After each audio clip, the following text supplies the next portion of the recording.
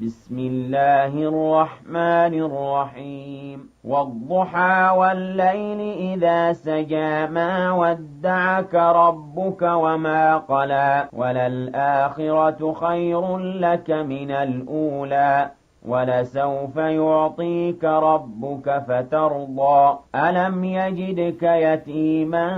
فآوى بسم الله الرحمن الرحيم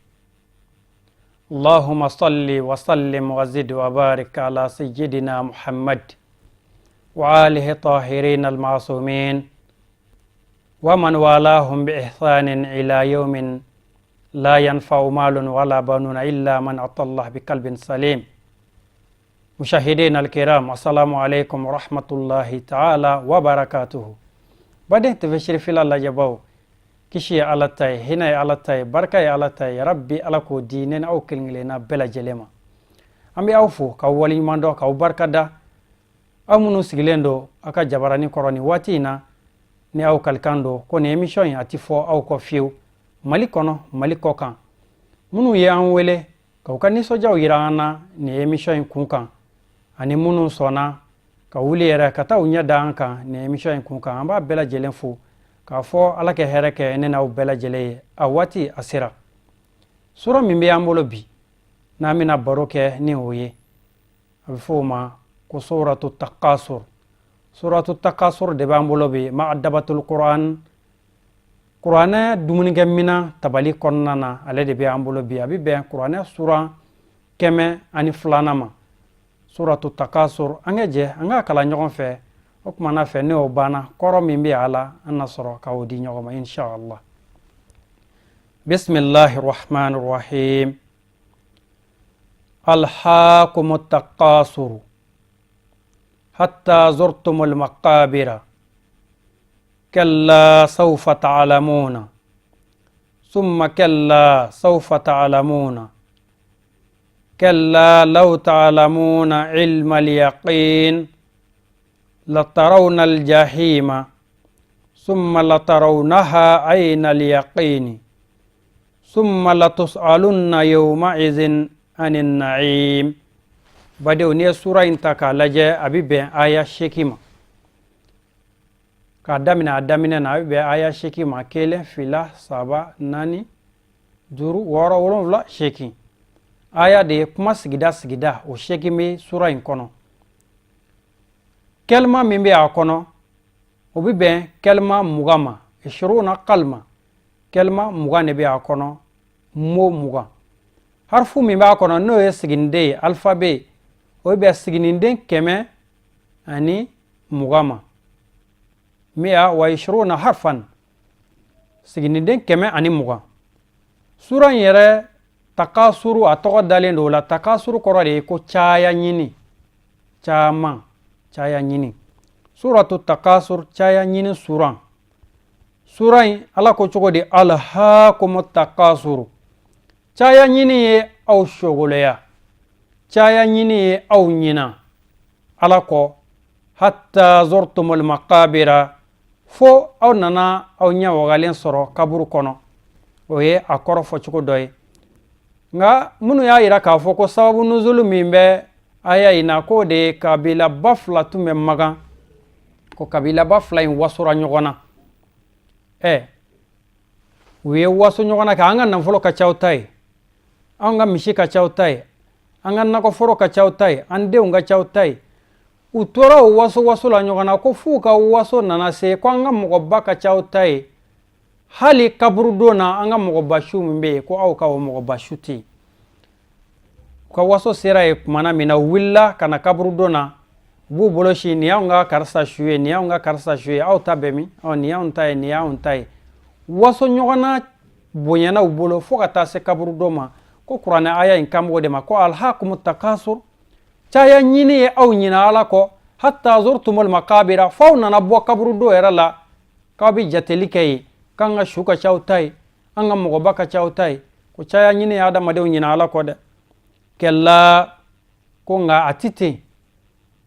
nga baga nga chaitai nga mogo ka chaitai nde nga chaitai nga kabila ka buauta kella ko kuma intani ji sawfa ta'lamuna aw bina nya yara don ko in kun yɛrɛ ye min ye sawfa ta'lamun aw bɛn'o dɔn summa o kɔfɛ kɛlla a tɛ ten sawfa ta'lamun aw bɛn'a ɲɛ dɔn kɛlla kuma tɛ ten law ta'lamuna n'aw tun b'a ɲɛ dɔn ilmal yaqini danganiya dɔɔni na la ni ala kalina tarawna aljahima aw bɛna jahanɛmɛ ye kɛlla law ta'lamuna ilmal yaqini min fɔra ko ni aw tun b'a dɔn danganiya yeli yɛrɛ la jaabi min b'o kumakan na o jɔsilen don o kɔrɔ ni aw tun bɛ ko in ɲɛ yɛrɛ dɔn min bɛ aw ɲɛ kaburu kɔnɔ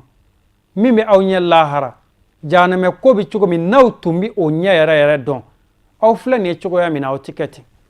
aw bɛ ɲɔgɔn kɔrɔfɔ min na aw bɛ bɛnzangonciya min na aw bɛ jogojuguya min na aw bɛ waaso jala min na ɲɔgɔn kunna aw bɛ kafan yɛrɛ la min na aw bɛ yɛrɛbaya min na ni aw tun b'a dɔn k'a fɔ aw ka jama in kɔfɛ aw ka yaada in kɔfɛ aw ka maakɔrɔfɔ in kɔfɛ min bɛ yen aw bɛ min na aw tun tɛ kɛ ten o de ye kuma in jaabi ye ala ko la ko nka ne ala kalina tarawna aljahima aw bɛna jahanɛmɛ ye summa o kɔfɛ la n kalina tarawnaha aw bɛna ye aynal yaqin ni danganiya ɲɛ ye aw bɛna ye o fɔlɔ min fɔra tafsirikɛlaw ko o ye kaburu kɔnɔna de ye ni buru fiyara ni sara walima buru yɛrɛ ma fiyɛ mɛlɛkɛl mawutu cunni ka i sara ni donna kaburu kɔnɔ ko la tarawna aljahima aw bɛna jahanɛmɛ ye yen lajaba min bɛna da aw kan ye mɛlɛkɛw fɛ ɲininkali minnu bɛna da aw kan o ɲininkaliw gɛlɛya aw bɛna jahanɛmɛ ye summa o bɛɛ kɔfɛ la tarawnaha ne ala kalina aw bɛna ye aynal yaqin ni danganiya yeli yɛrɛ ye aw bɛna ye yɛrɛ summa o bɛɛ kɔfɛ la ne ala kalina tus'alunna na adamaden bɛɛ lajɛlen ɲininka yawma idin lahara jɔ don ani na'im ka bɔ nɛɛma kelen-kelenna bɛɛ lajɛlen ma i ye nɛɛma o nɛɛma sɔrɔ ala ko ale kalina a bɛna adamaden ɲininka o nɛɛma kelen-kelenna bɛɛ lajɛlen na hadisatigi dɔw b'a la kalan ye k'a fɔ alakira muhammad sallallahu alaihi wasallam a ye nin kumakan in fɔ min kɛ don dɔ la ani abubakar ani umar n'o y'a ka cɛba fila in ye sahababa fila in u bɔra u ka senna yala kɔnɔna na kɔngɔ tun bɛ u la alakira ye ninnu fila ye min kɛ a y'u ɲininka a ko mun ye aw bɔ u ko alakira ma kɔngɔ de ye an bɔ o ko kira ma mun ye yɛrɛ bɔ kira ko wallahi min ye aw bɔ o de ye n yɛrɛ fɛnɛ bɔ o kumana fɛ u tugura ɲɔgɔn kan u mɔgɔ saba u ka taama kɔnɔ u nana a silamɛkɛ dɔ fɛ yen o y'u ye yɔrɔ min o nisɔndiyara o y'u tɛrɛ k'u bisimila alakira ne ka so a ka sahaba sanuma bɔkari tiɲɛtigi sidikila umarul faruku umaru min ye tiɲɛ ni nkalon fara o mɔgɔ saba ne ka so bi ne ye nin hɛrɛ bɔ min ni fiɲɛ bɔra min fiɲɛ duman a tora o la a wulila o yɔrɔ bɛɛ dumuni minnu bɛ yen teliya la n'olu bɛ se ka dun a y'o dɔw labɛn k'o di kira ni a ka sahaba ninnu ma ka sɔrɔ ka don so kɔnɔ ka muru dɔ ta ka juru ta k'a bɛ bɔ alakira ko n b'i ma n'a la tulɔlenw ye sabu alakira y'a dɔn a bɛna taa kantigɛli de kɛ sisan a tɛna taa bagan dɔ kantigɛ kira ko o tuma n b'i ma ka n'a kɛ a bɛɛ la tulɔlenw ye o yɔrɔ bɛɛ cɛ taara a bɛ min kantigɛ a y'o minɛ a y'o kɛ wasalen ye k'o kantigɛ ka sɔrɔ k'o jeni ka na ni o ye alakira ni a jɛɲɔgɔn minnu nana u ye sogo ɲimi u fara ka ji min u wulila k'u bɛ taa alakira ko sedina abubakar ani umar ma ko wallahi an tɛ siratu tigɛ lahara fiyewu fo ala kɛ an ɲininka nin nɛɛma in na an kɔngɔtɔw bɔra an kɔnɔ fara an segintɔ filɛ ko an ti don arijinɛ kɔnɔ lahara fiyewu fo ala k'an jɔ k'an ɲininka nin nɛɛma in na badenw o kɔrɔ ko ala bɛ n'i ɲininka i ka nɛɛma bɛɛ la nɛɛma kɔni bɛɛ la fitinin ye i ye min dun ye o hali i sigira yiri min suma la hadisa dɔw b'a fɔ an ye ko alakira ko i taamatɔ dama i sigira yiri min suma la i y'i jɔ yiri min suma la k'i bɛ sumala don kɛ ye ko i bɛna ɲininka o sigili kun na ye yalima e ta ye yiriju in ye wa i sigira ye ka mun de kɛ ye i ka laɲini tun ye mun ye mun tun b'i kɔnɔ ko aw bɛna ɲininka aw ka nɛɛmaw la mɛ alakiraba b'a fɔ an ye a ka hadisa sanuman dɔ la a ko ni maa o maa y'i ci kɛ nin sura in kalanni ye ka to k'a kalan ko ala kalikan don a k'a b'an ɲininka nin nɛɛma minnu na ko ala na nin sura in kalanbagaw ka ɲininkali fɛsɛfɛsɛli ka o nɔgɔya o tigilamɔgɔw kan k'a dɔn o kɔrɔ sura belebeleba don ala ko abina ɲininga nema minnu na ko n'i ci kɛ ni kalanni e ka ɲininkaliw bena nɔgɔya ka tɛmɛ mɔgɔw ta kan mɔgɔ minnu ma sura in kalan kosɛbɛ o nafa in yarabi ala k'o di ne ni aw ma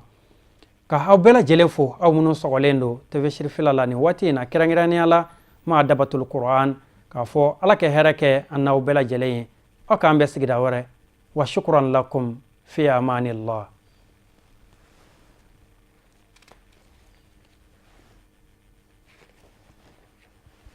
إذا سجى ما ودعك ربك وما قلى وللآخرة خير لك من الأولى ولسوف يعطيك ربك فترضى ألم يجدك يتيما فآوى